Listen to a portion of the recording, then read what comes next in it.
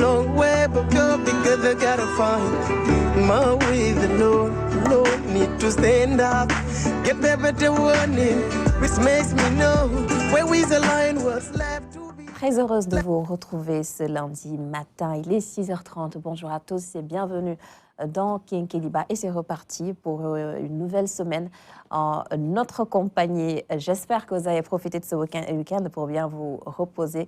Et j'en profite également pour vous souhaiter un bon réveil et un bon début de journée. Ce lundi, nous allons recevoir sur le plateau de Kenkeliba, comme cela se fait tous les lundis d'ailleurs, Toumani qui va nous parler de tout ce qui est tendance. Nous aurons également cette correspondance de Sarah et Anta depuis Yamoussoukro. Je rappelle qu'elles sont là-bas et suivent justement la CAN et le match que l'on attend tous avec impatience. C'est celui qui va se dérouler aujourd'hui à 20h et qui va opposer le Sénégal au pays organisateur, la Côte d'Ivoire. On a hâte de voir ce que ça va donner aujourd'hui, vu tout ce que ça a suscité comme réaction, notamment sur les réseaux sociaux. Et justement, vous pouvez réagir tout au long de cette matinale sur les réseaux sociaux. Nous sommes ensemble donc jusqu'à 8h avec un invité qui va nous accompagner, sans compter Ibou, qui sera également là pour sa chronique Cannes avec Alioune Badara Kane. Alors, l'équipe va tout à l'heure me rejoindre, mais en attendant, je vous propose d'aller rejoindre le coach Tanda Khandiaï en salle de gym pour les exercices de ce lundi et on se retrouve juste après.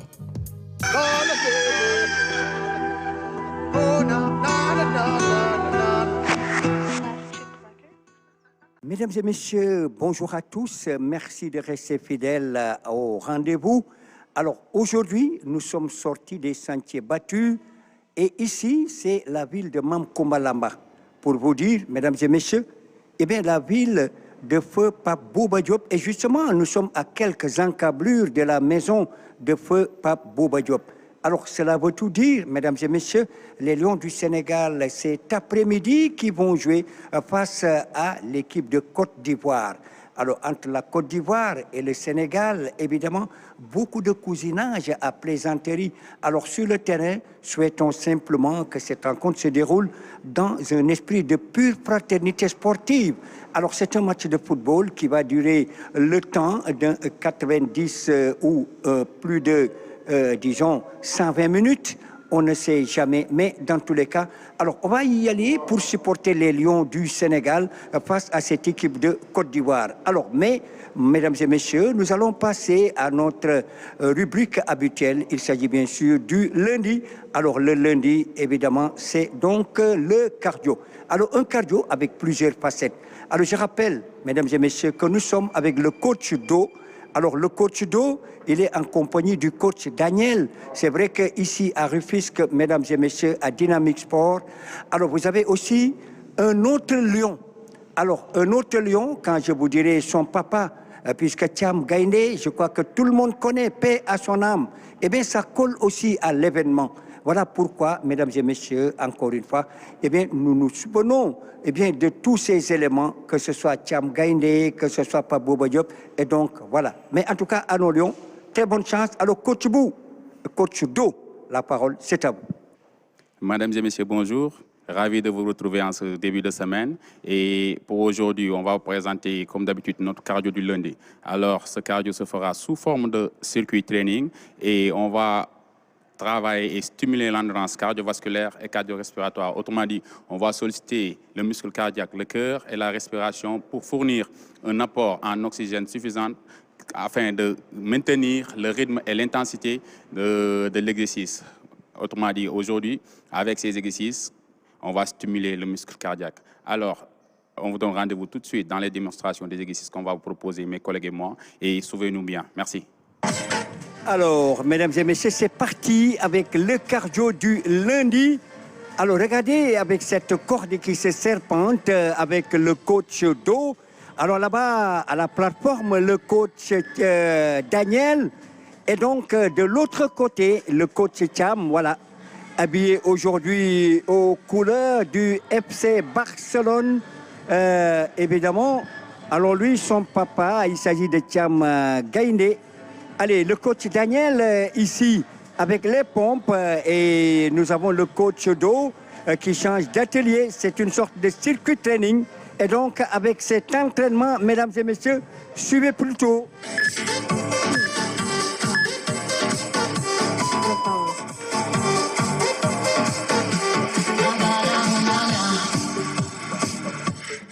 Allez, on va changer d'atelier, mesdames et messieurs.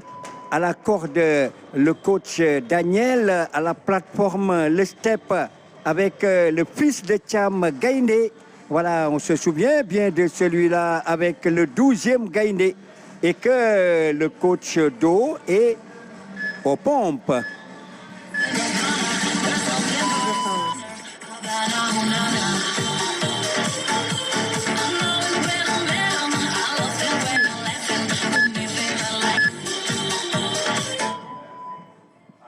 Allez, mesdames et messieurs, voyez, c'est fini. Et nous allons vers les étirements, les élongations. Et après quoi, eh bien, on va donner la parole au coach Do.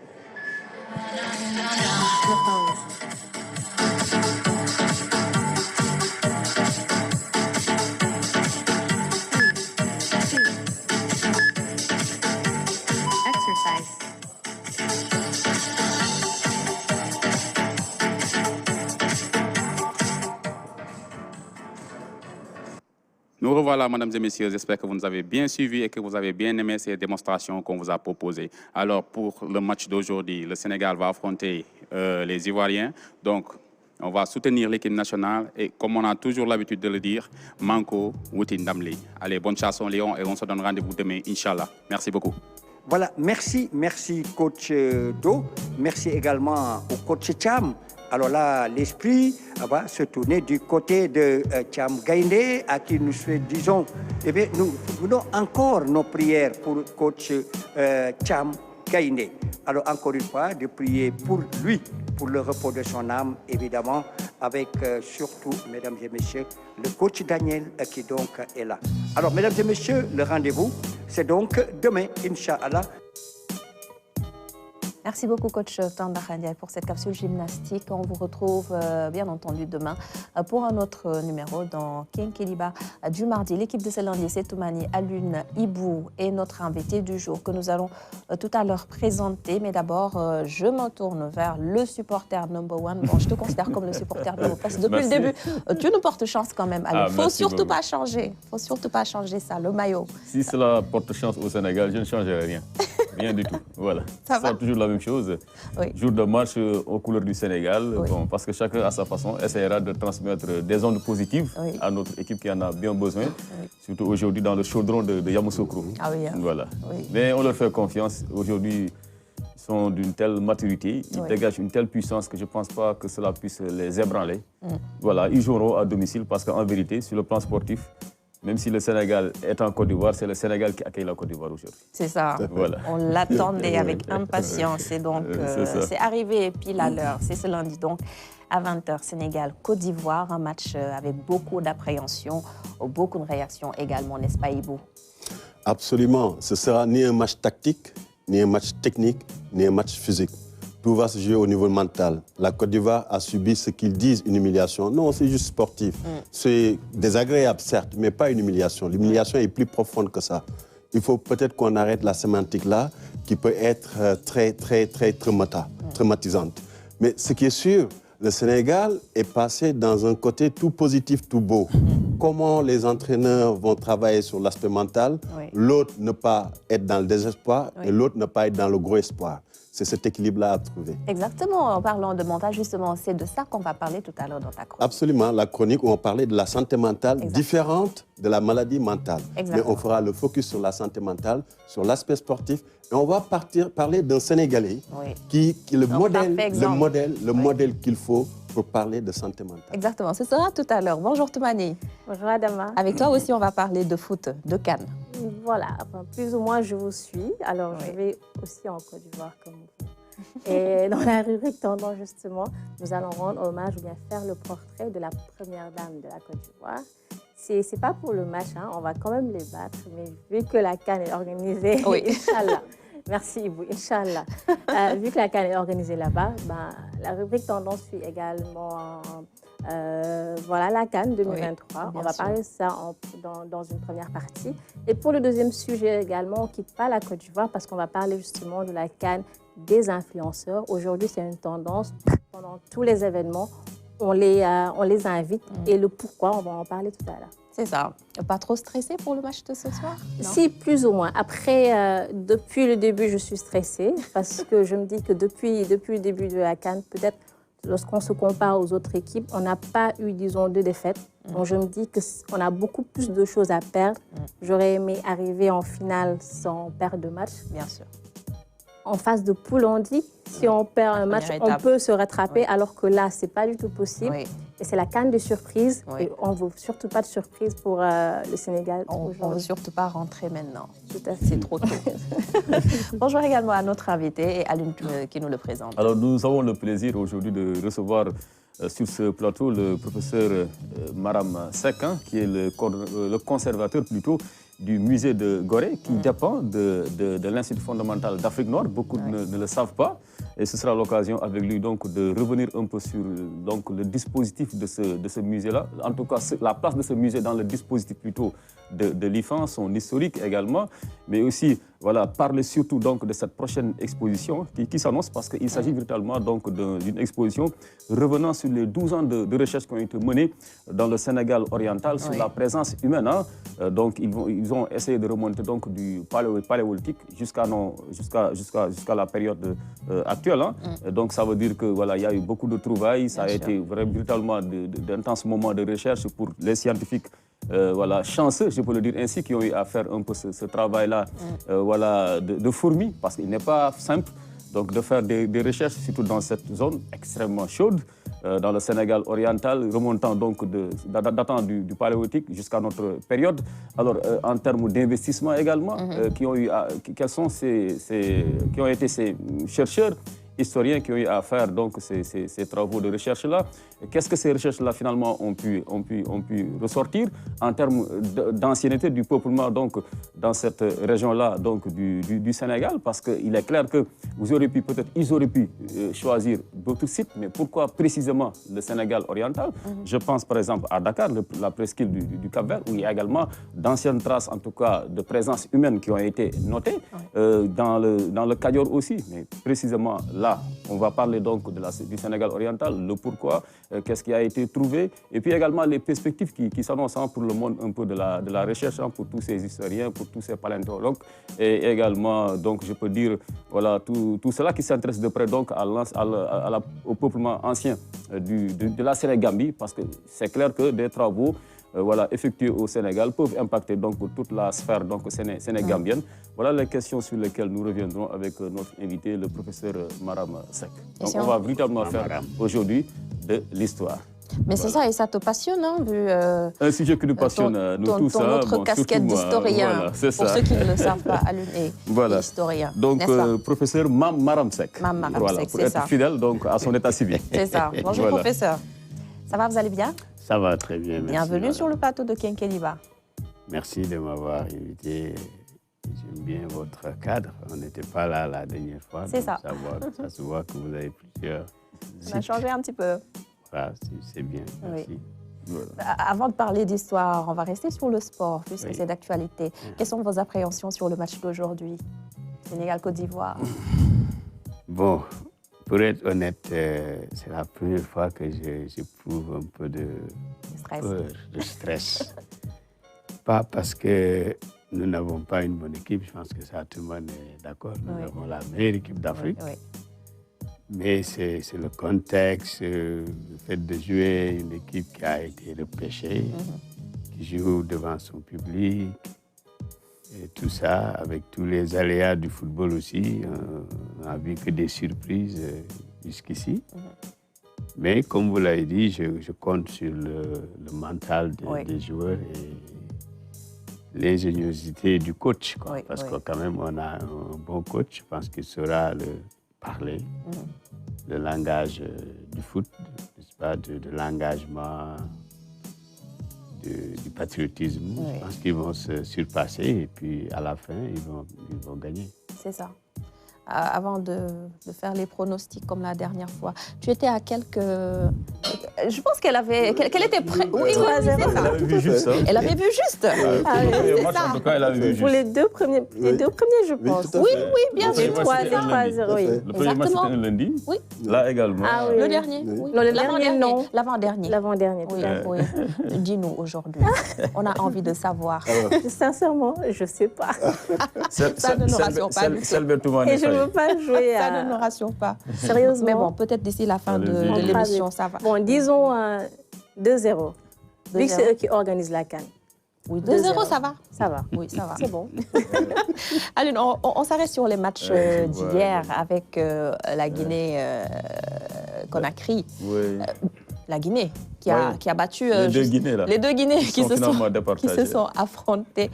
Ouais. Et le Sidi national qui a remporté le match d'hier. On parle d'une qualification historique, hein, même si c'est par le plus petit des scores, 1-0.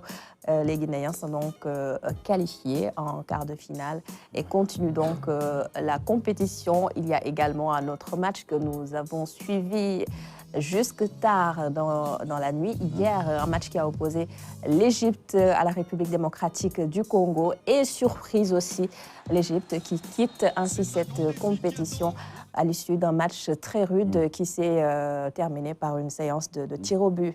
Voilà. Pénible aussi. Je pense que le Sénégal a brisé le signe indien, en tout cas des équipes africaines subsahariennes plutôt devant l'Égypte. Pourquoi l'Égypte se plaisait beaucoup à ce jeu? Parce qu'elle perdait pratiquement jamais donc, au tir au but. Mais depuis qu'ils ont affronté le Sénégal lors de la dernière CAN, sans oublier également le fameux match retour pour le qualificatif au mondial, les Égyptiens viennent là, bizarrement, d'enchaîner 3 échecs. Donc, oui, 3 échecs à cet exercice, c'est-à-dire au tir au but. Oui. Donc, je pense que toutes les équipes subsahariennes peuvent dire un grand merci au Sénégal, qui a osé affronter l'Égypte dans cet exercice et l'Égypte qui est tombée dans son propre piège. C'est finalement une victoire du football, selon moi, parce que c'est le football qui gagne, quoi. Vous ne pouvez pas tout le temps donc, user d'artifices pour endormir votre adversaire, quitte à le pousser, à le conduire donc, au tir au but. Et sans sortir indemne. Souvent, ça a réussi à l'Égypte, mais cette fois-ci, je pense que les dieux du football leur ont tourné le dos. Et c'est une bonne chose. Je pense que c'est une bonne nouvelle pour le football, parce que quand même, on a besoin d'acteurs qui se donnent à fond, qui ne sont pas trop dans le calcul et qui méritent vraiment amplement leur victoire. C'est pour cela, hier, même les commentateurs, quand vous... on sentait chez eux vraiment un certain soulagement. Parce que c'est à ce jeu-là que l'Égypte également a pu se hisser en finale. C'est ça. Lors de la dernière CAN. Raison pour laquelle je pense que s'il y a une équipe qui n'est pas du tout populaire en Afrique, surtout subsaharienne, c'est vraiment l'Égypte. Et je pense qu'elle mérite bien le sort qui lui est arrivé. La preuve, elle s'est qualifiée avec 0 victoire à la clé. Non, mais ça, c'est le style égyptien, quoi. Le style un peu des équipes du Nord. Mais surtout, c'est l'Égypte qui a été vraiment maîtresse, ce style de jeu-là. Et là, je pense qu'ils vont certainement revoir leur copie de retour au Caire pour pouvoir présenter du football parce qu'ils ont le potentiel. Ils ont les joueurs pour. Mais pourquoi l'Égypte, à chaque fois qu'elle est en Afrique subsaharienne, refuse le jeu, préfère ce recours qui vient en défense et attendre ses adversaires et les contraindre donc, au partage des points ou bien même prendre le dessus à l'issue des tirs au but. Cette fois-ci, véritablement, ceux-là qui ont osé, qui ont mouillé le maillot, ont gagné. Et donc, chapeau à la RDC qui mérite amplement sa victoire. L'autre fait notable également de la journée, c'est la qualification historique, comme tu l'as dit, du Sidi national. Historique pourquoi? Parce que dans ce format à 24 équipes, c'est la première fois que le Sidi national, enfin, se qualifie en quart de finale. Et on a vu hier les larmes de joie, l'émotion qui a submergé le coach guinéen Kaba Diawara, celui-là qui promettait l'enfer au Sénégal, finalement qui s'est retrouvé 3e. Mais c'est bien, c'est de bon augure, parce que la Guinée nous réussit très bien. Je pense que le Sénégal, s'il parvient, Inch'Allah, à prendre le dessus sur la Côte d'Ivoire, pourrait retrouver la Guinée en demi-finale. Et Sénégal-Guinée, bon, je pense que le Sénégal a largement donc, la faveur des pronostics. Et moi, donc, je souhaite rencontrer même ce Sidi national-là, pourquoi pas en demi-finale, pour leur donner l'impression que vous avez la chance, encore une fois, peut-être de pouvoir titiller le grand Sénégal. Ici. Il est clair qu'on ira directement en finale. Quoi, mais attention, pour une deuxième rencontre, ça pourrait être... Il y a une ascendance psychologique. la Guinée a toujours du mal à battre le Sénégal, quoi, parce que ça leur tient trop à cœur, donc ce qui fait que finalement ils perdent même leur football. Si vous revisitez l'histoire, bon, on va parler d'histoire aujourd'hui, à chaque fois que la Guinée s'est présentée au Sénégal, elle avait des atouts footballistiques pour prendre le dessus, mais ils étaient un peu inhibés. Les joueurs guinéens, qu'est-ce qu'ils expliquent? Je pense que peut-être il y a ce trop plein d'émotions. Et puis également le discours malheureusement du coach, Kaba Diawara, ça n'a pas été un bon discours selon moi, parce que vous êtes deuxième, votre adversaire est premier, champion d'Afrique en titre, vous dites j'ai hâte de les rencontrer, je veux prendre la première place, le Sénégal ne nous fait pas peur, finalement ça veut dire que vous avez peur. Je pense que c'est ce discours-là qui a suivi les joueurs guinéens, donc ce qui fait que lors de leur rencontre face au Sénégal, ils n'ont pas pu exprimer leur football. Et je vous assure, si on doit se rencontrer encore pour la suite de la CAN, ça va être le même scénario. Le Sénégal a aujourd'hui suffisamment d'ascendance psychologique donc, pour pouvoir battre la Guinée. Mais avant de parler de cette éventualité, essayons donc de nous en sortir aujourd'hui. Et pour ce match-là, je pense que quand même, le Sénégal a tous les atouts pour s'en sortir. Mais grosso modo, vraiment, le niveau de la CAN est extraordinaire et tous les Africains sont fiers de voir les autres apprécier la qualité tant sur la pelouse que sur les gradins. Parce que le charme également, le charme des CAN organisés en Afrique subsaharienne, c'est qu'au moins il y a de la chaleur, quoi. Donc c'est chaleureux, c'est festif, ça n'a rien à voir avec les CAN que l'on organise, si vous avez bien remarqué, dans les pays du Nord. Parce que voilà, le subsaharien, il aime beaucoup le football, et puis il y a beaucoup de brassage, il y a moins de difficultés pour les supporters de faire le voyage. Parce que si vous demandiez à un supporter sénégalais de quitter Dakar pour aller au Caire ou bien à Rabat, je ne sais pas, ou bien à Alger, ça aurait été très compliqué pour eux, ça aurait été un petit casse-tête chinois. Mais ils sont là, juste à porter, c'est des pays voisins. Voilà, c'est des voyages terrestres, bien sûr. Un peu moins de 2 heures de vol. Un peu moins de 2 heures de vol ou bien même de trajet par voiture. Donc, ce qui fait que ces CAN-là, souvent, sont beaucoup plus chaleureux. Et vraiment, chapeau à la CAN, à la Côte d'Ivoire, à la CAF et à la Côte d'Ivoire pour la réussite totalement au niveau de l'organisation. C'est ça. Toumani, qu'est-ce que tu as retenu des matchs d'hier? Tu as regardé? Alors, je n'ai pas regardé, mais je me suis rendu compte que, comme on disait, enfin, nous sommes tous des entraîneurs, etc. Je me suis rendu compte 18 millions d'entraîneurs. 18 millions d'entraîneurs. Il y a également 18 millions de reporters. Tout le monde s'est transformé en Ibrahim Mboup et Thierno Drabé, parce que sur WhatsApp, moi, je ne regarde pas le match, mais lorsqu'il y a penalty, lorsqu'il y a coup franc, je le sais, lorsqu'il y a but ou pas, je le sais. Et ce n'est pas à travers Facebook, ce n'est pas à travers peut-être les plateformes digitales à la RTS, mais c'est juste sur WhatsApp. C'est-à-dire que tous les contacts vont te mettre... C'est ça. Donnent les informations qu'il faut attendre. Donc, je les suivi un peu comme ça. Et j'ai vu que justement le Congo a battu notre cher ami l'Égypte. Et c'est vrai que j'étais un peu contente parce que vu que il y a 2 ans, nous avons, disons, gagné la CAN face à eux, c'était également une manière de leur montrer que finalement, oui, nous sommes les plus grands. Nous sommes arrivés, peut-être, on va arriver en quart de finale. On croise les doigts. Et j'espère pour eux que la prochaine fois sera la bonne, mais que cette CAN-là soit notre 2e étoile, tout simplement. C'est ça. L'Égypte qui comptait beaucoup aussi sur son 2e gardien, Gabaski, le redoutable Gabaski Ibou. Oui, l'Égypte joue comme l'Italie, le catenaccio. C'est ça. C'est-à-dire qu'on est derrière et on attend les opportunités.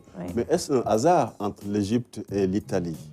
Quand on se rend compte que César et Cléopâtre, donc moi je parle de ce principe qu'ils sont restés dans le passé et ont eu du mal à s'adapter. Par contre, ce qui est intéressant dans l'équipe d'Égypte, c'est de voir ce capitaine dévoué. Sur l'ensemble des actions, sur l'ensemble des faits de jeu, on sent son charismatique, son leadership qui est là. Il protège son équipe, il va de l'avant, il a une influence auprès de l'arbitre. Il faut le regarder en détail. Et plusieurs années, il a toujours été constant dans ça. Et à mon avis aussi, le renouvellement, parce que nous savons tous que l'Égypte est moins ouverte aux opportunités européennes ou en tout cas occidentales. Le seul joueur que je peux citer en dehors de Salah qui joue dans un championnat dit top majeur, c'est Mohamed, l'attaquant de Nantes. Donc, il y a cette influence aussi de jeu. Ensuite, l'autre côté, c'est que la peur ou le changement de tactique qu'ils font vis-à-vis des équipes africaines est légitime. Parce que beaucoup de joueurs africains jouent dans le championnat égyptien également. Donc, ils savent quelle est la meilleure stratégie. Bon, c'est de bonne guerre aussi. Pourrir le match, comme les Italiens le faisaient avec les Gentile, avec les Tardelli, avec les Bruno Conte. Ils ont juste répliqué dans les années 80. Sauf que maintenant, on est quand même en 2024, qui s'adaptent, et puis ce serait bien. Bon, heureusement aussi qu'ils retournent chez eux, parce que c'est festif, c'est agréable, un football flamboyant. Moi, quand je regarde le latéral gauche de la Guinée équatoriale, mais quel plaisir. Il me rappelle un autre Adolphe sénégalais qui jouait à la SIDEC et à l'équipe nationale du Sénégal. C'est vieux, mais c'est encore dans nos souvenirs. Il a à peu près le même gabarit, la même fougue, la même détermination. C'est pourquoi, à la fin, dans une certaine image, on l'a vu, mais pleurer à chaudes larmes. Ce n'était pas des larmes de crocodile, mais de déception, parce qu'ils pouvaient faire mieux. Mais la débauche d'énergie qu'ils ont eu à consentir vis-à-vis de la Côte d'Ivoire, et aussi l'après-match, la gestion mentale n'a pas été au top, à mon avis. Oui. Bon, voilà ce que je pouvais partager. Oui. Bravo que l'Égypte soit partie, mais bon, on les attend la prochaine.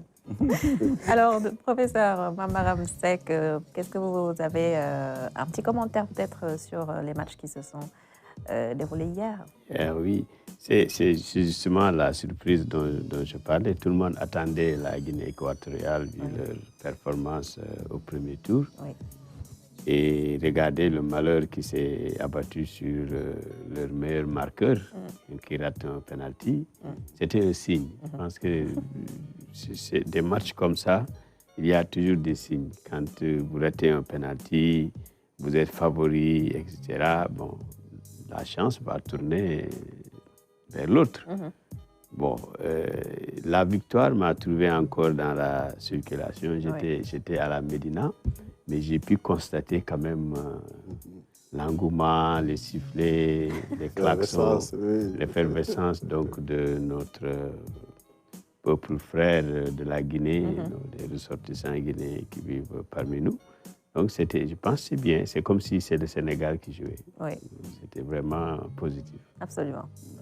Alors, c'est l'heure d'aller à Yamoussoukro, rejoindre Sarah et Anta pour la CAF sur le CAN de ce lundi. Et on voit ce qu'elle nous propose aujourd'hui dans cette correspondance. Salut à tous, très heureuse de vous retrouver pour cette première chronique de la semaine. Alors ce lundi 29 janvier, le Sénégal affronte la Côte d'Ivoire, match comptant pour les 8e de finale. Et justement à Yamoussoukro, les autorités municipales ont organisé une randonnée pour appeler tout simplement à la sportivité et au fair play. Cette marche a mobilisé toutes les forces vives de Yakro, que ce soit les femmes, les hommes, les jeunes ou tout simplement les forces de défense et de sécurité. Les autorités municipales également, les journalistes, les supporters sénégalais et ivoiriens. Dans un moment, on vous fait tout simplement vivre cette marche exceptionnelle, une belle initiative que nous saluons. Alors je le disais, ces jours de match pour le Sénégal, le week-end a été très chargé pour nos joueurs. Il y a eu les séances d'entraînement à huis clos, la conférence de presse d'avant-match d'Aliou Cissé. Et c'est justement avec les propos du sélectionneur qu'on démarre ce magazine ce matin. Un petit extrait, regardez. Je l'ai toujours dit, nous sommes dans le présent. Le passé, c'est le passé. Le futur, il n'y a rien de sûr à ça. Aujourd'hui, on est focus sur ces 8e de finale. Certes, le Sénégal a fait un bon début, mais tout ça, comme je le dis, demain, ça n'aura pas d'importance. Ça sera derrière nous. Aujourd'hui, ce qui est important, ce sont ces 8e de finale. Face à une très belle équipe de la Côte d'Ivoire et qui a aussi la chance de pouvoir jouer devant son public. Je le dis, je le répète, match difficile qui nous attend, match très difficile qui nous attend, mais comme je le dis, gagner nous donne la possibilité de continuer dans cette compétition. Perdre nous ramènerait à la maison. Mais comme je le dis, ça n'a plus rien à voir du passé. Aujourd'hui, les 9 points que le Sénégal a engagés, c'est passé. Ce qui s'est passé en 92, c'est derrière nous. Ce qui s'est passé en 2014, c'est derrière nous. Aujourd'hui, c'est un match différent. Alors, je me trouve sur le parvis de la Fondation Félix Houphouët-Boigny. C'est donc ici que nous prendrons départ dans un petit moment. Je voudrais juste vous rappeler que les Lions se sont entraînés dimanche également à une séance ouverte au public pour 15 minutes. On a pu prendre quelques images pour vous. Regardez, vous jugerez vous-même de la forme de nos Lions, mais également de leur envie justement de venir à bout de cette équipe des éléphants de Côte d'Ivoire.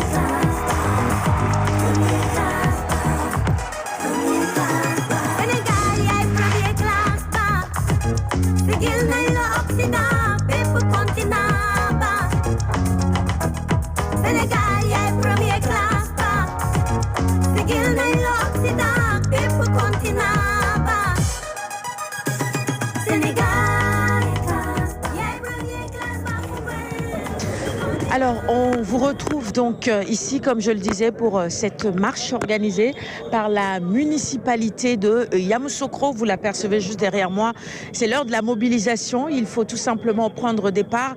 Je vous laisse avec ces quelques images. Ce sont des réactions de nos journalistes sur cette belle rencontre entre le Sénégal et la Côte d'Ivoire. Et dans un moment, je vous retrouve parce que je fais également partie des marcheurs. À tout de suite. Effectivement, Sarah, merci beaucoup. Justement, après la séance d'entraînement, on va un peu tâter le pouls pour voir un peu le match entre la Côte d'Ivoire et le Sénégal. Je sais qu'il y a beaucoup de supporters du Sénégal parce que nous sommes actuellement à la séance d'entraînement de l'équipe nationale du Sénégal. Et là, bon, j'ai un frère qui essaie de fuir, mais vous le connaissez sans doute. Mamadou, comment vas-tu? Ça va, je vais bien. Comment tu vas? Ça va, alhamdoulilah. Et le moral là? Ah, moral, parce que Sénégal, Côte d'Ivoire. Je sais que c'est un peu un match important et décisif. Ouais. Coupertok. Coupertok, c'est un match hyper important pour que ce soit pour les deux équipes. Il y aura, on peut dire, des hostilités, on peut dire des équipes. Surtout, la Côte d'Ivoire joue à domicile. C'est très compliqué. Mais voilà, on a confiance, on a assuré nos 3 points. Quel que soit Alpha, comme l'a dit le coach en conférence de presse d'avant-match, l'objectif, c'est on doit focus sur nous. Alors, on va essayer de ne pas déconcentrer les gens. Sabassi Faïmas, je te vois, hein. Il est en train de faire des acrobaties pour vous. Hein. Alim Badarakan, allez, venez.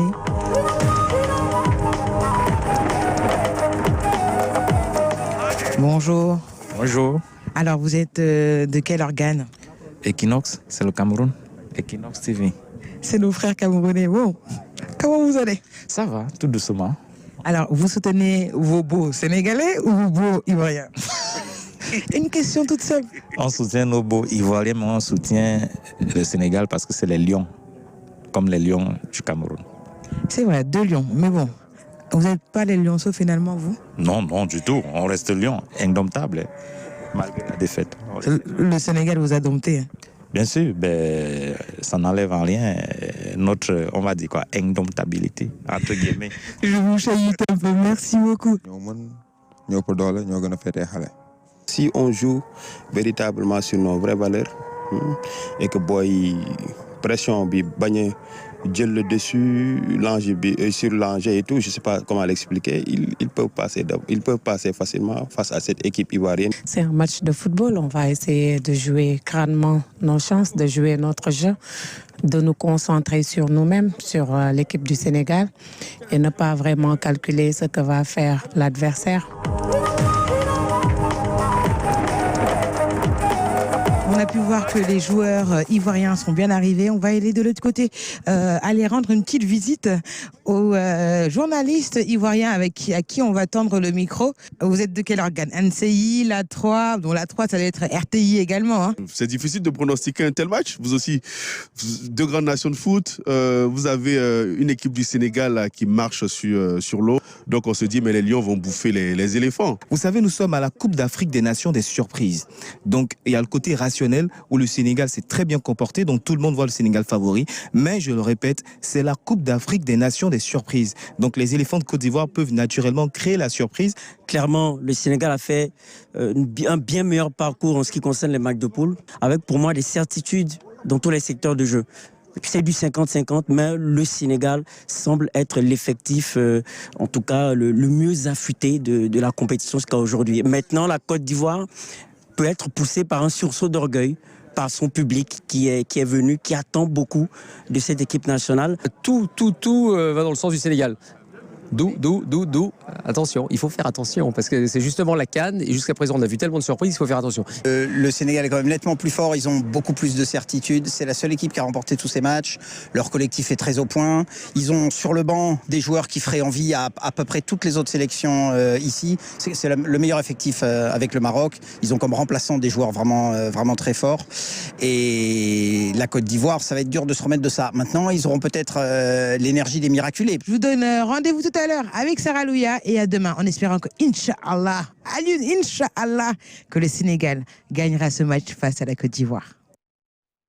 Alors cette marche est dénommée marche de la cohésion pour inviter justement les supporters à rester unis et solidaires tout au long de ce match, avant, pendant Et après, je vous le rappelle, c'est une initiative de la municipalité. Comme vous le voyez, eh bien, il y avait du monde. Ça fait du bien le dimanche de marcher comme ça. Je vous propose maintenant de suivre quelques réactions et les meilleurs moments justement de cette marche de la cohésion.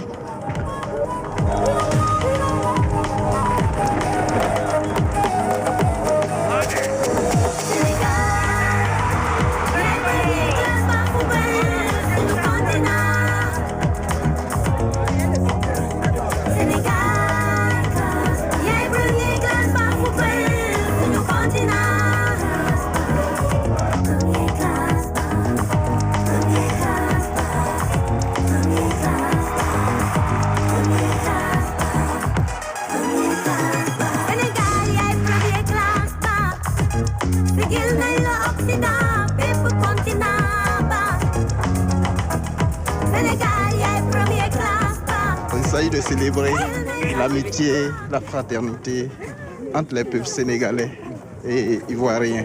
Côte d'Ivoire, Sénégal, nous on mange beaucoup de tchèp ici. Nous pensons que nous sommes des frères. Et le match pour nous, c'est un match amical. On dira que le meilleur gagne. Quand on parle de cohésion, il faut courir, il faut venir tout de suite. Il faut ça pour la paix. Et cette initiative, comment est-ce que vous la trouvez?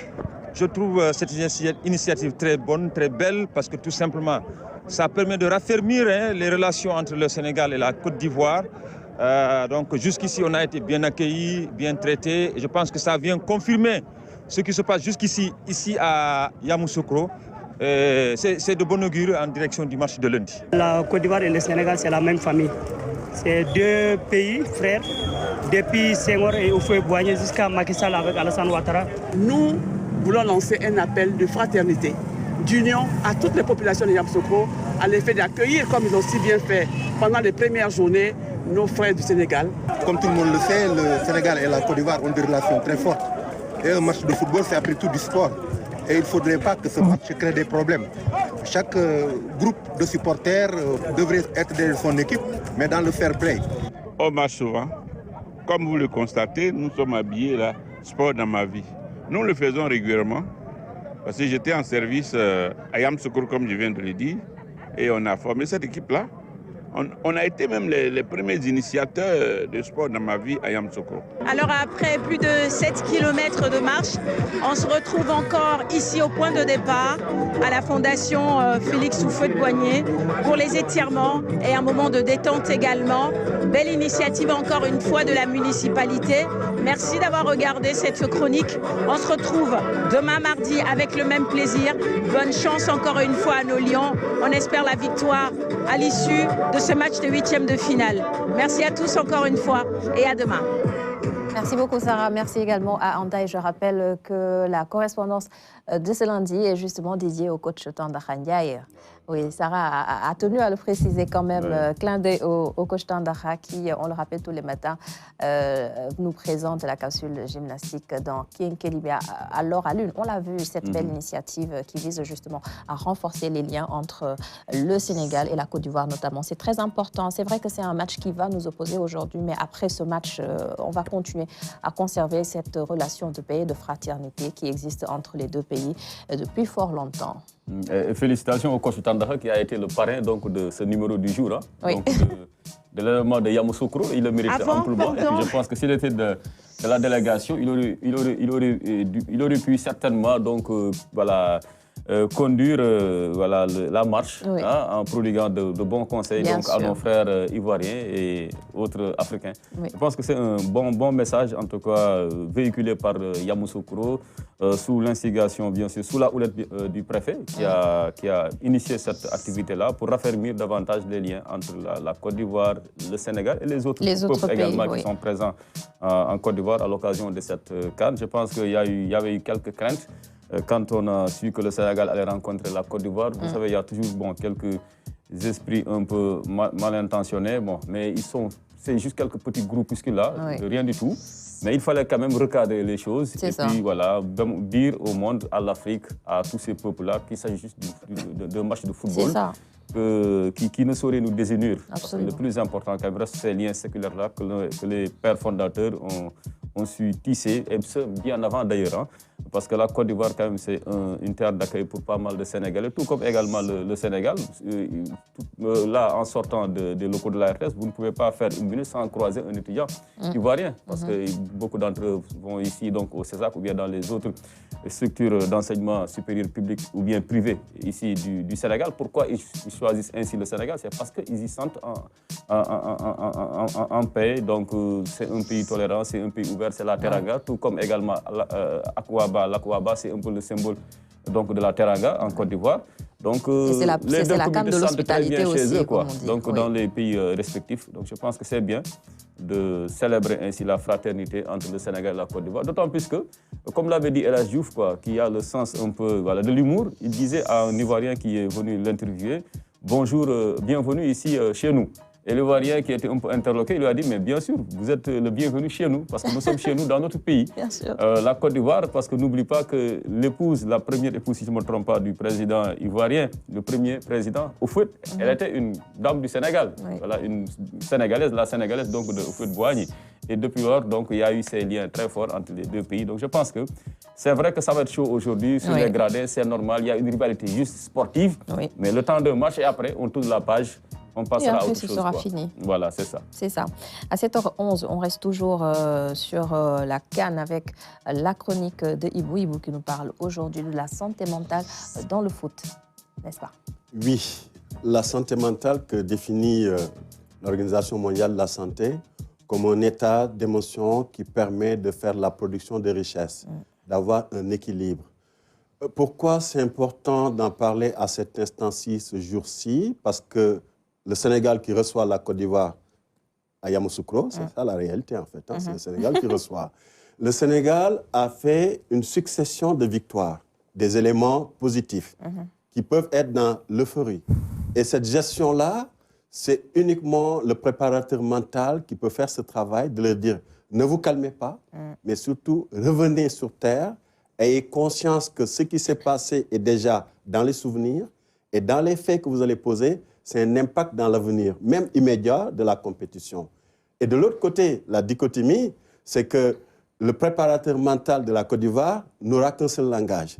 Il va essayer de récupérer à la petite cuillère ses joueurs, son encadrement et même le coach, parce que le coach était un adjoint, donc il est co-responsable des dégâts qui sont passés. Oui. Donc lui, sa forme de culpabilité, comment il va tenir compte de ça? Ce qui me permet de dire que la Côte d'Ivoire, le Sénégal, ce sera ni technique, ni tactique, ni physique.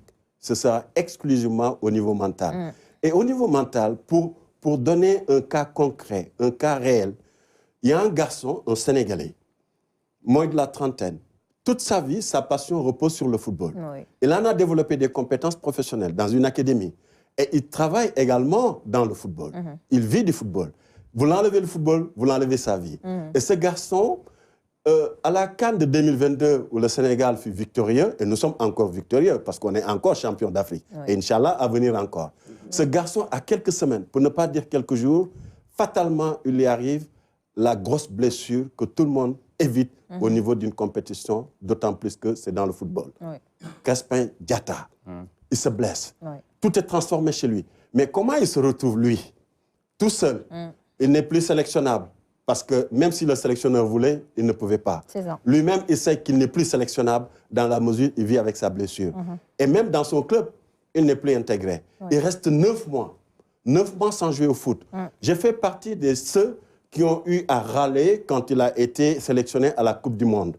Mais je me suis rendu compte plus tard que le sélectionneur Aliou Cissé, M. Aliou Cissé même, il a fait ce qu'on appelle le management de la loyauté.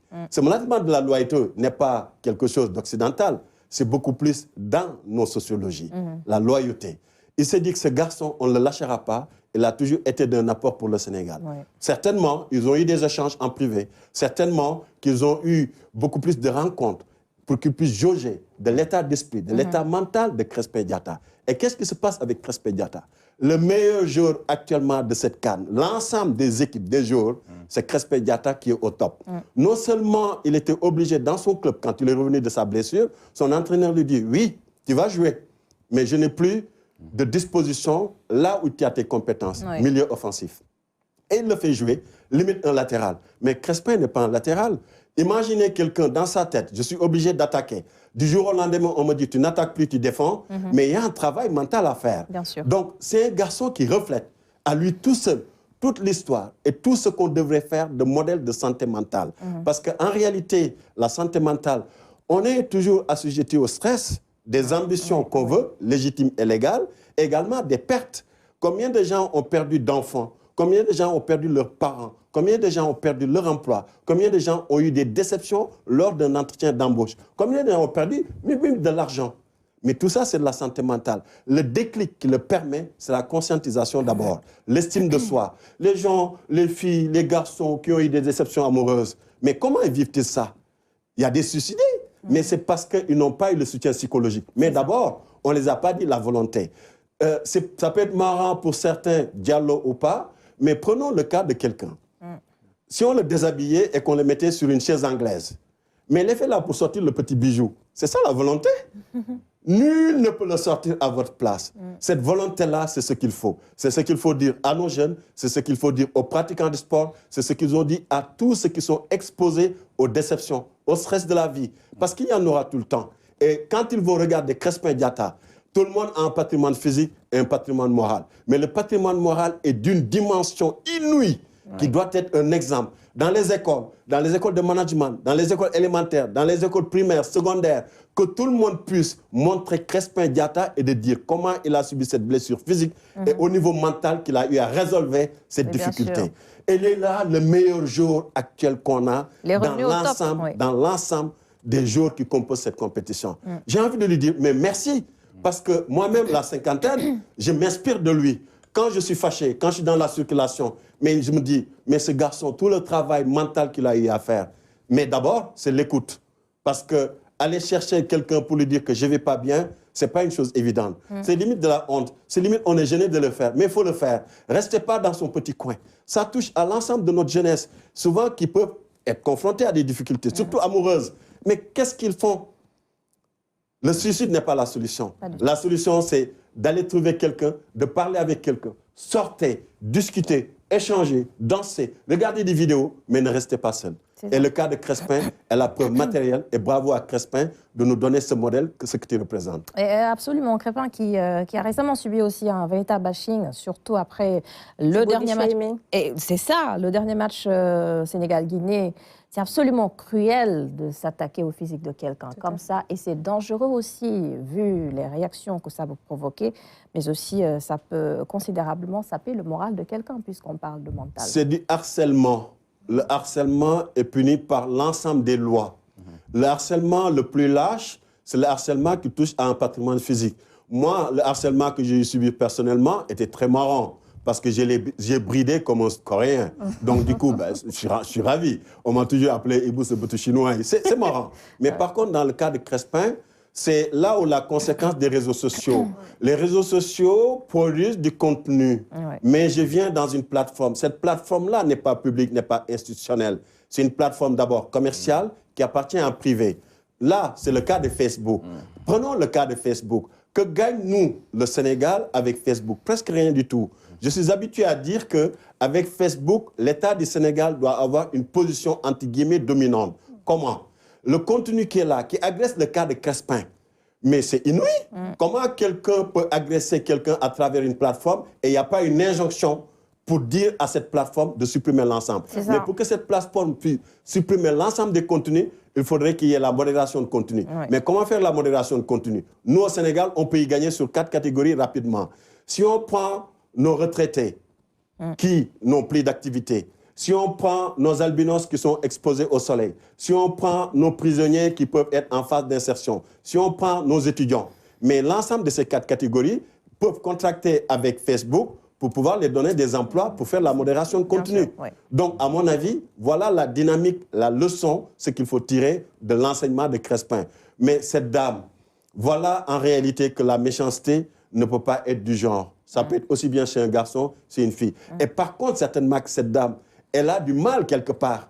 Parce que voir quelqu'un pour le catégoriser d'un côté alors que tout le travail mental qu'il a fait, c'est parce qu'il est exclusivement au niveau esthétique. C'est malheureux. Oui, absolument. C'est malheureux et cela rejoint aussi ce que disait Alune tout à l'heure, qu'il s'agit juste d'un jeu. Après, on va conserver nos relations. Au-delà de la Côte d'Ivoire, le Sénégal cohabite parfaitement avec la Guinée. Il y a une très forte communauté guinéenne ici au Sénégal, tout comme il y en a là-bas en Guinée. Donc, c'est juste du foot. Et quand on parle de foot, on met beaucoup l'accent sur le fair play. Après, on va continuer à être des amis. Mais des bien frères. sûr, c'est juste du football, quoi. Oui. Je pense que cette dame ne saurait refléter la société guinéenne dans son ensemble. C'est ça. Ouais, je pense qu'elle est un peu égarée. Hein. Oui. J'ai vu quelques clichés d'elle. Ben, je ne vais pas aller très loin. On va tomber dans son piège. Donc, pour ne pas tomber dans son piège. Exactement. Voilà, comme l'a dit Ivo, peut-être qu'elle traîne quelque part un complexe qui ne dit pas son nom aussi. Un mal-être. Je pense que ça ne reflète pas donc la société guinéenne et je pense que les Sénégalais n'ont pas à suivre donc cette dame-là dans sa folie. Oui. D'ailleurs, elle a beaucoup perdu en un commentaire malheureux. Elle devait se produire à Dakar. C'est clair que son producteur réfléchira 2 fois avant peut-être de la faire venir ici au Sénégal. Oui. Mais dans l'ensemble, je crois que Krépin Diatta, il représente voilà, une source, constitue une source de motivation pour tout jeune qui voudrait réussir dans la vie, quel que soit voilà, notre physique. Je pense que cela importe peu. Personne voilà, ne se construit lui-même. Donc ça, c'est du ressort du créateur.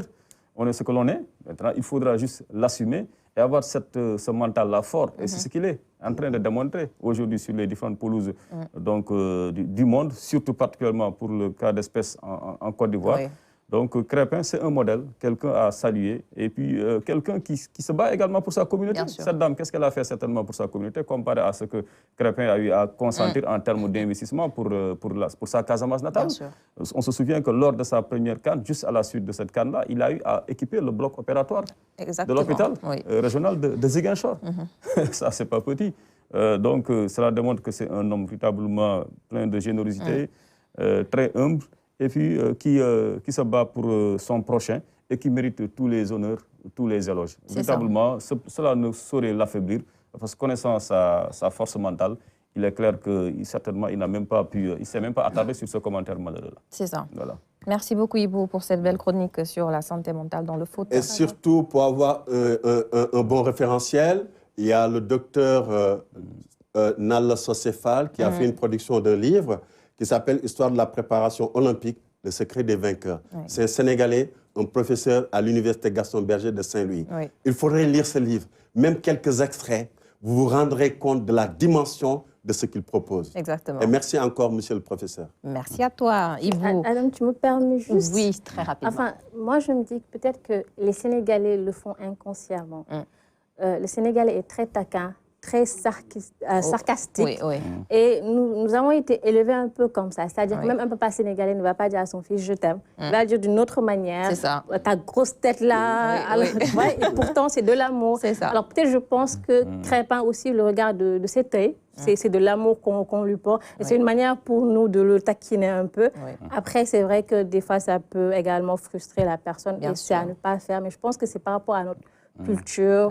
Voilà, nous sommes très taquins. Parfois, c'est pas méchant, comme tu dis, mais bon, ça peut être blessant pour la personne quand même. Exactement. Merci, messieurs, dames, pour ces échanges très intéressants autour du sujet la CAN et la santé mentale. À 7h passées de 23 minutes, nous allons maintenant passer à la première partie avec notre invité du jour.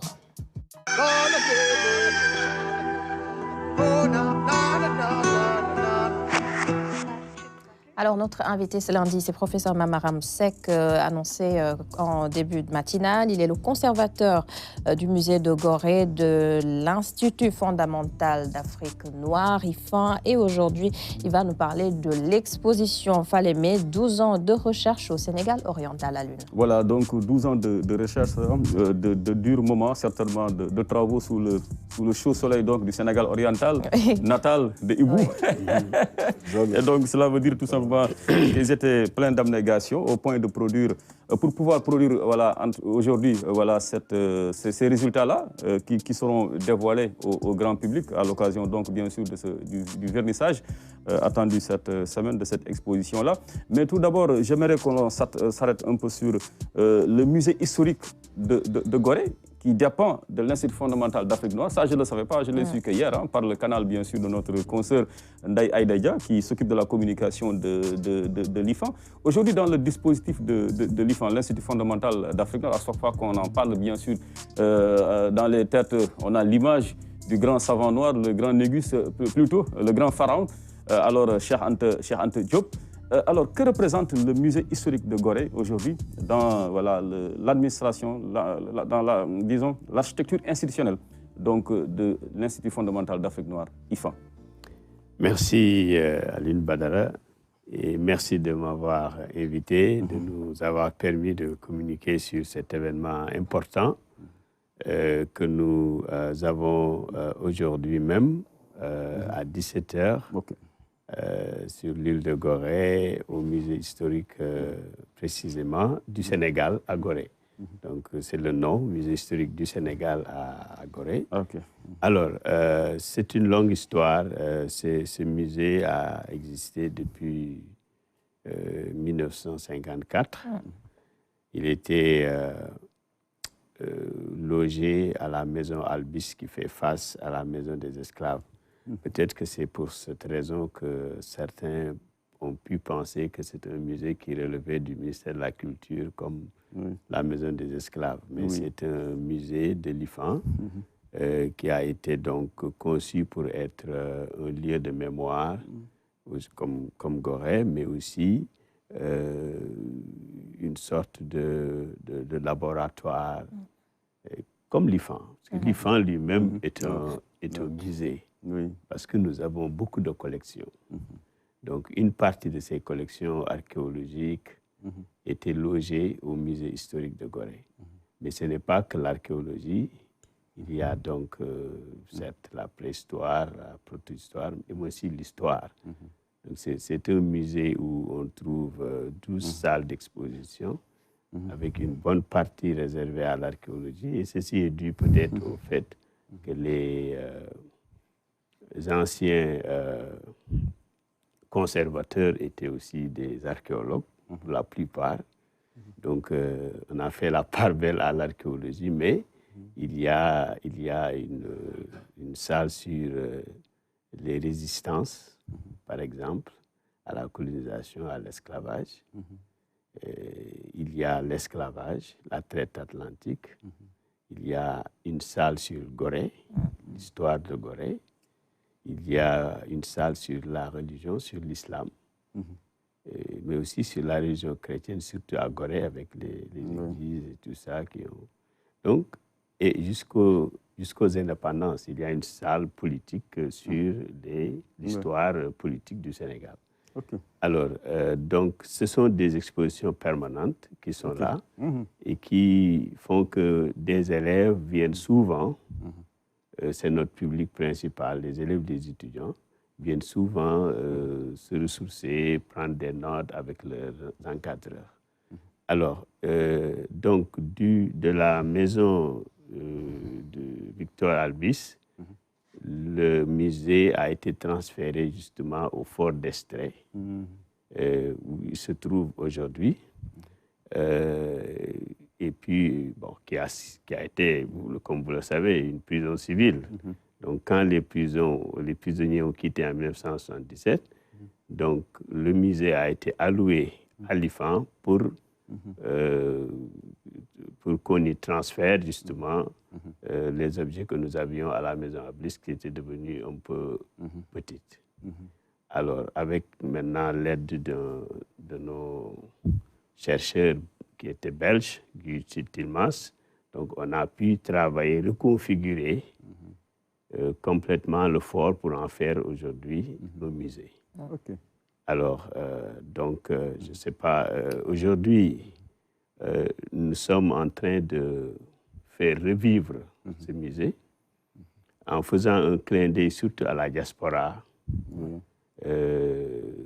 africaine, afro-américaine, pour que le musée puisse servir de lien entre donc, l'Afrique et sa diaspora. Tout le monde sait que quand surtout les Afro-Américains, quand ils viennent à Gorée, ils vont à la maison des esclaves ils sont donc informés de cette tragédie que nous avons traversée, que notre continent a traversée. Mais le musée veut aussi leur offrir quelque chose qui puisse penser cette plaie. Bien sûr. C'est-à-dire qu'ils puissent voir un peu, malgré toutes ces difficultés, tout ce passé difficile, ahurissant et tout, que nous sommes devenus quand même un continent fort. Oui, résilient surtout. Résilient. Nous avons des cultures fortes à présenter au reste du monde. Voilà.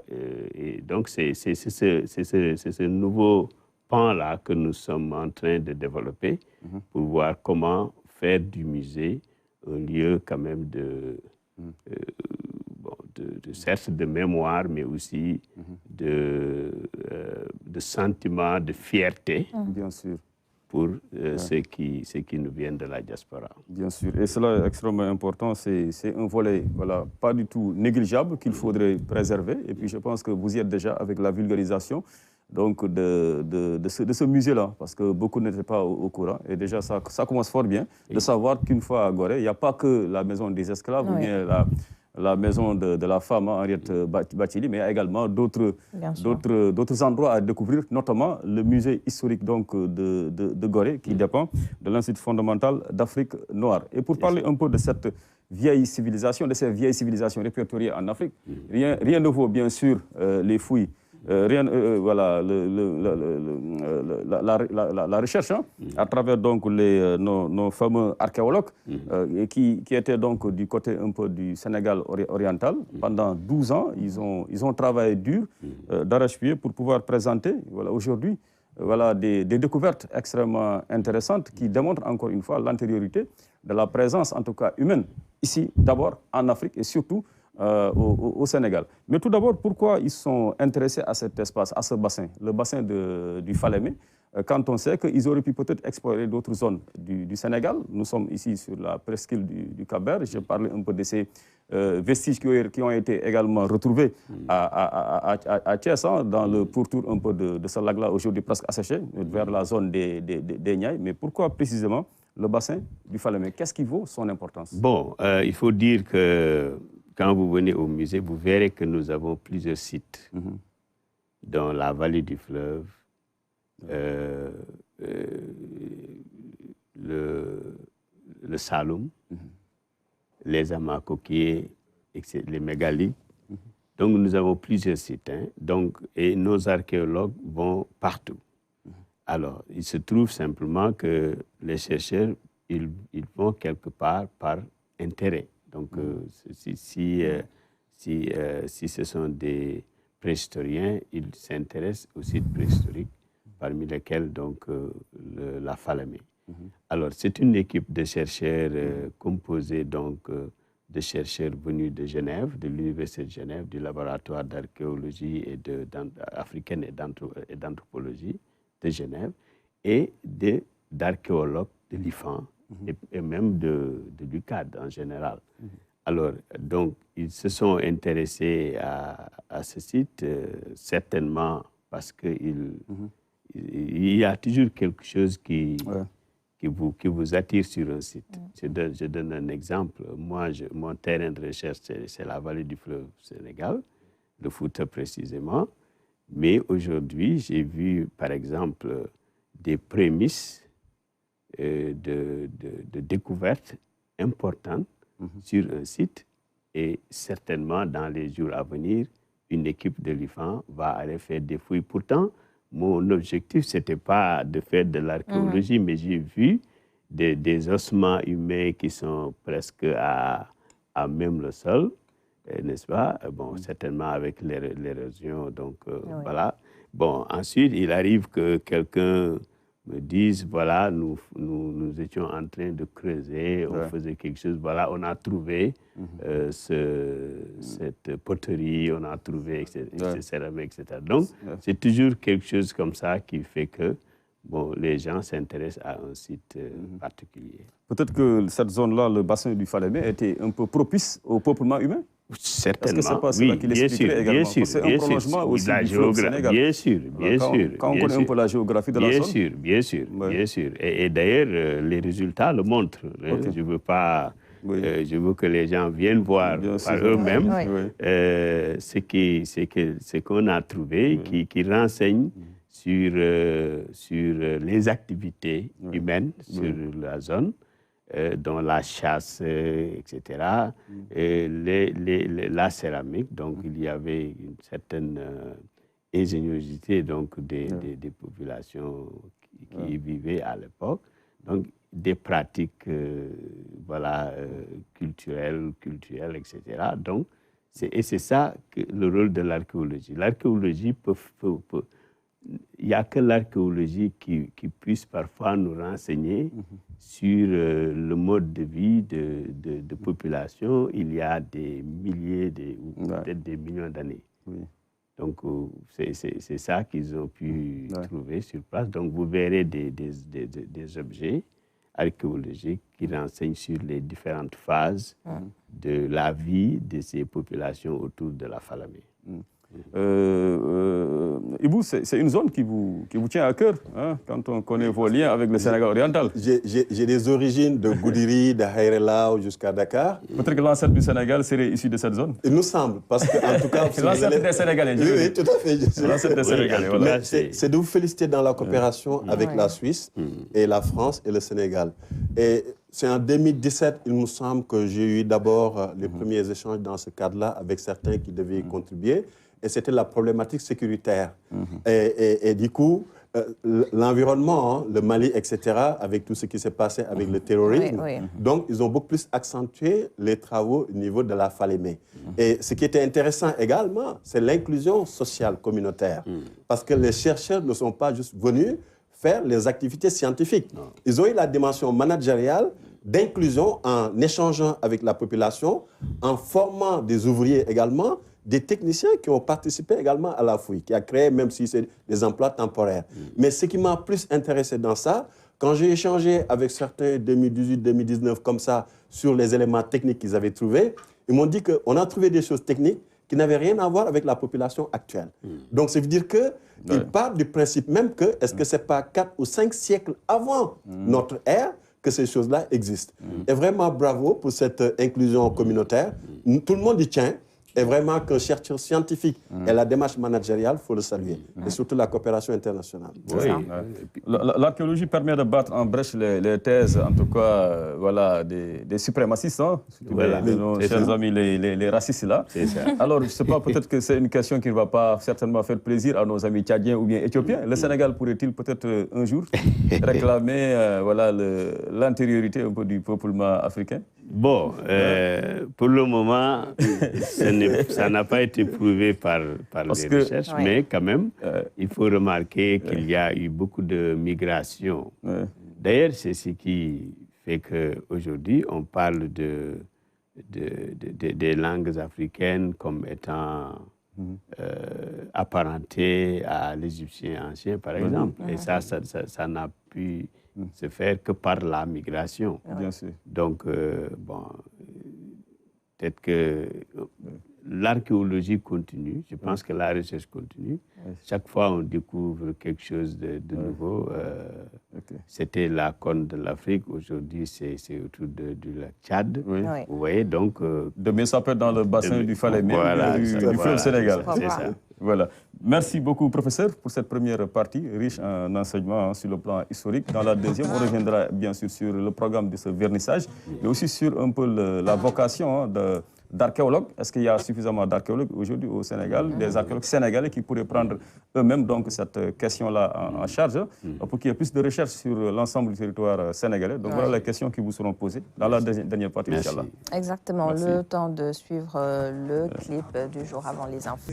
Merci pour ces belles mélodies en guise d'encouragement aux Lions du Sénégal. Nous sommes tous derrière l'équipe championne d'Afrique. On peut le faire, on va encore le faire. On y croit fortement. Le rendez-vous, c'est donc ce soir à 20h, le jour J, The Bumps Day, comme on dit. Et bienvenue si vous nous rejoignez. La seconde partie, c'est d'abord Toumani pour sa chronique Tendance. Et Toumani, nous démarrons avec ce portrait de Dominique Ouattara. Et il s'agit justement de la première dame de la Côte d'Ivoire. Tout à fait, honneur à la Côte d'Ivoire. Nous allons faire aujourd'hui le portrait, comme tu l'as si bien dit, de la première dame de la Côte d'Ivoire, Dominique Ouattara. Je vous propose de regarder l'élément. Nous allons revenir d'abord sur son parcours avant de décortiquer son style vestimentaire. C'est ça. Dominique Ouattara, née Dominique Claudine Nouviane le 16 décembre 1953 à Constantine, Algérie, est une chef d'entreprise ivoirienne d'origine française. Elle est l'épouse d'Alassane Ouattara, président de la République de Côte d'Ivoire, et de ce fait la première dame de Côte d'Ivoire, chef d'entreprise. Dans le passé, elle est également présidente de la fondation Children of Africa, qu'elle a créée en 1998. En 1975, à l'âge de 22 ans, elle s'installe comme employée des Nations Unies en Côte d'Ivoire. En 1985, elle rencontre son mari, Alassane Ouattara, et l'épouse en 1991. Dans les années 1980, elle rachète la marque de radio Nostalgie Afrique après avoir rencontré Jean-Noël Tassé.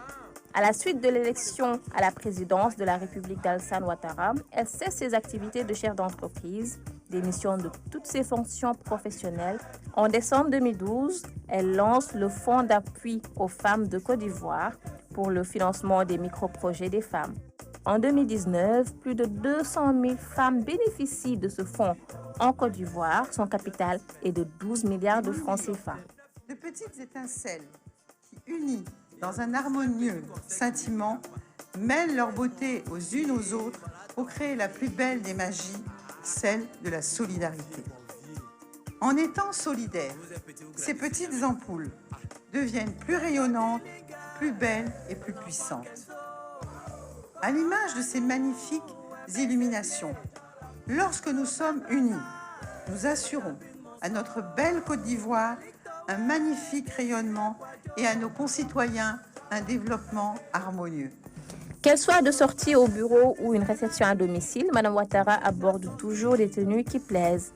Elle se démarque par une belle conjugaison entre élégance et style qu'elle camoufle avec des vêtements simples et sobres.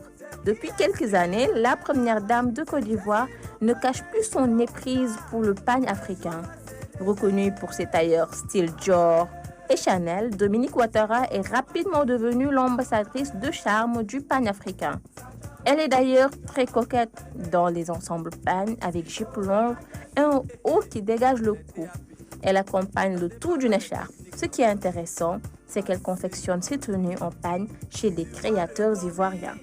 Madame Ouattara a aussi cette aisance d'avoir un style passe-partout, bien qu'il soit varié en fonction des circonstances, elle adapte le look. Pour certains événements spéciaux comme les fêtes musulmanes, Dominique Ouattara apparaît en boubou au cou large qui laisse éclater sa beauté. Côté coiffure, la première dame de Côte d'Ivoire n'encombre pas son joli visage avec ses cheveux blonds qui se limitent aux épaules. Tout ce qui est gros bijoux au cou ou au bras n'est pas de son goût.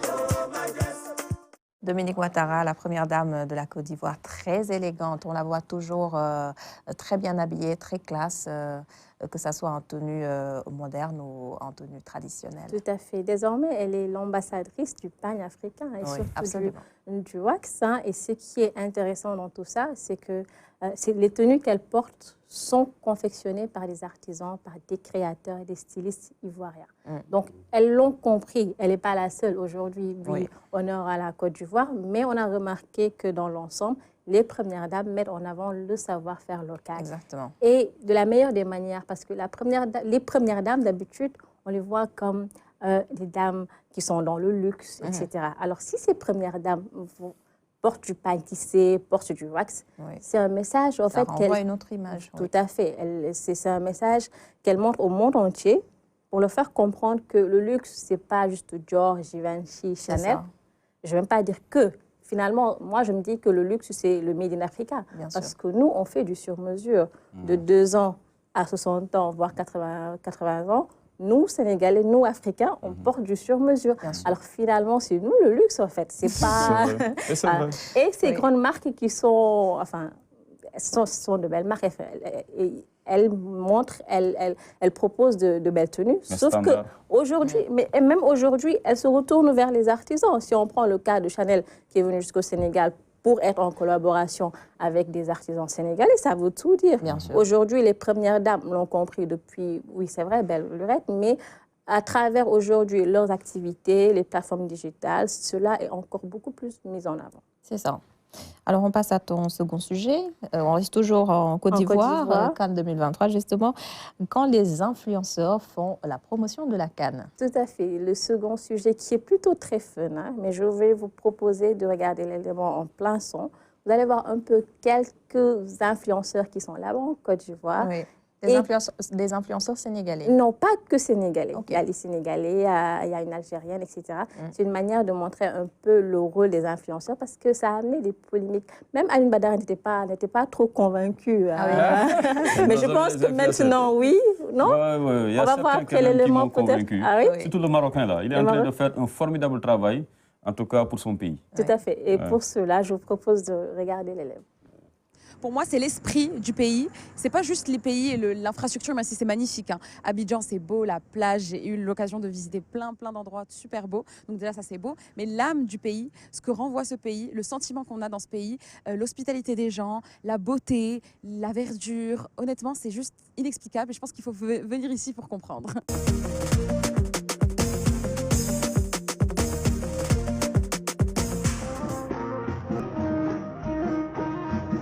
Voici comment un arabe mange le quoi tchéké. Tu prends poisson frit, voilà, tu mets là, voilà, tu prends à l'eau. Ce soir, oui, donne ta vie à Jésus pour avoir la vie éternelle. Donne ta vie à Jésus. Donne ta vie à Jésus.